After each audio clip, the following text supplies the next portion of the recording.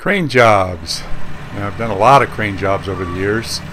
I even owned my own crane for 15 years. It wasn't a big one. It was a 14-ton crane, which got up about 75 feet.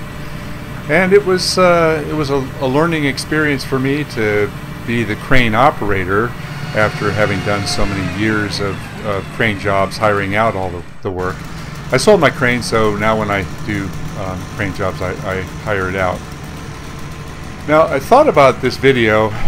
I thought, now should I make this more of an instructional video on what to do on crane jobs and what not to do and all the problems, and I think that really it needs a little bit more thought. So I'm going to let this video kind of speak for itself, and I'll add a few comments as we go along. From the perspective of being a crane operator as well as a climber that understands what the crane operator is doing, it's really important to have not only open communications but a real understanding of the connection between the climber and the guy operating the crane. Because, you know, a crane operator can get you killed really fast, and it's usually not a matter of the degree of hazard. It's just that a crane operator that is not as competent with tree work may not know exactly how to maneuver the crane at the right time. You know, if you get in trouble and the crane operator is pulling on it, you know, you could get into a situation where you jam the saw, or, you know, the guy in the tree may want the crane operator to just shift it a little bit to open the cut up, and that makes it a whole lot easier. I edited out all the little mistakes on this one. I left a few of them in, but for the most part this job went pretty smooth, and I'm not knocking this crane operator, but I had very mixed feelings about working with somebody that I had no previous experience with. It was an almost brand new crane, and the operator was good, but because I didn't have that connection with him, I was really wondering how the job would go. Now, Jorge has done a lot of crane jobs with me, and a lot of times he'll just connect right onto the hook of the crane and put him way up in the tree. Some of this we did with the bucket, but later on we had to get out for the second tree, and he ended up climbing it all. But he wasn't confident enough with the communication with this crane operator, and he chose to not get hoisted in the air, which kind of surprised me. Like I said, the crane operator did a pretty good job. I have had crane operators in the past that were just so connected with the climber that everything went absolutely smooth. Now here I was worried about my truck. This is an all aluminum truck bed, and the crane operator did a magnificent job of not banging the truck, because it wouldn't take much to bang the back edges and crack some of the aluminum here. Now, one thing that does happen from time to time is when you're making a cut, it's real frustrating if the crane operator doesn't anticipate your needs. Now, on the one hand, the crane operator shouldn't be trying to second guess what's going on, but here you can see that the saw was jamming up just a little bit, and had the crane operator been a little bit more relaxed on it and allowed the limb to open up just a little bit, it would have been fine. Now that should never happen. That was definitely the fault of the climber. He did not cut all the way through, he got out of the way.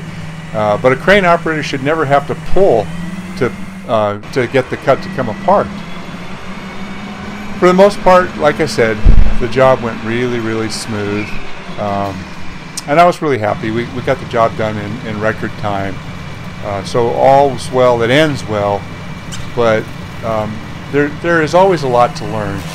And if you've not got a lot of experience working with cranes, you know, just a few of the little things that you might see on this particular job could help you out.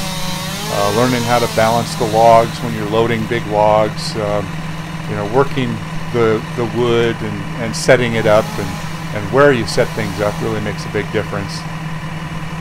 I want to talk a little bit about what it's like to be in a tree when you've got a crane that's working with you. You have to think a little bit differently.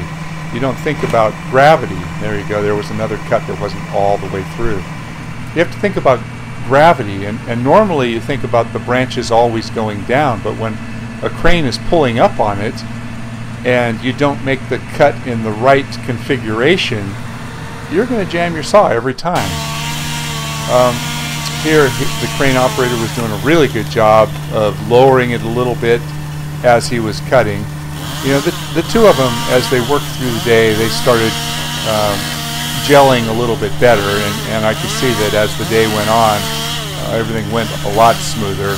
That was a real clean cut. Everything went fine. There was no jamming, and the crane operator pulled the piece of wood away from the climber right at the right moment. Like I said, I was real happy with the whole job. It is nerve-wracking to be up in a tree and know that your life is in the hands of somebody that you may not know. I've been in situations where the crane operator almost got me killed because he didn't move quick enough, didn't get the piece of wood out of the way, or allowed it to swing back into me. That's perfect though. You see, he pulled it just a little bit to the right and out of the way. The climber, he's got no place to go. He's got to stand right there. He's got to be tied in right there. So if the crane operator is not paying close attention and not moving stuff out of the way when you need it to move out of the way, it can get a little hairy. Some of the weights that we're dealing with up in the tree are pretty phenomenal. You know, these are 3, 4, 5,000 pound pieces of wood, and you know, it wouldn't take much to pinch the saw or have it swing back into him, and you know, boy, you could get hurt really easy. And Jorge knows that. He's done a lot of them. Here we've got the weight going down, so the crane operator could have really easily pulled up a little bit at the end and pinched that saw, but it didn't happen. He did a really good job.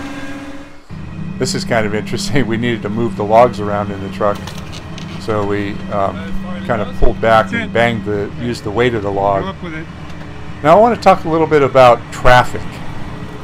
When you're working on a job like this, it's really easy not to be paying attention to cars or bicycles and pedestrians and things that are happening around you, because you're concentrating so much on what you're doing that you could easily step back into traffic. I've seen guys using blowers and paying attention to cleaning up the job and step back into the road while cars are coming around, and that's almost as dangerous, maybe even more dangerous than the tree work itself, because you're concentrating on your job but you're not thinking about other people. Here Kalen's up there trusting this crane operator, and his legs are in a pretty precarious spot. Sometimes you've got to be in spots that are a little bit too crazy, and personally I didn't feel good about seeing his leg down in there, but the crane operator was managing things really well. This is actually Kalen's first crane job. Hey, if you like my videos, do me a favor and subscribe. Also hit the like button. Hey, thanks for watching.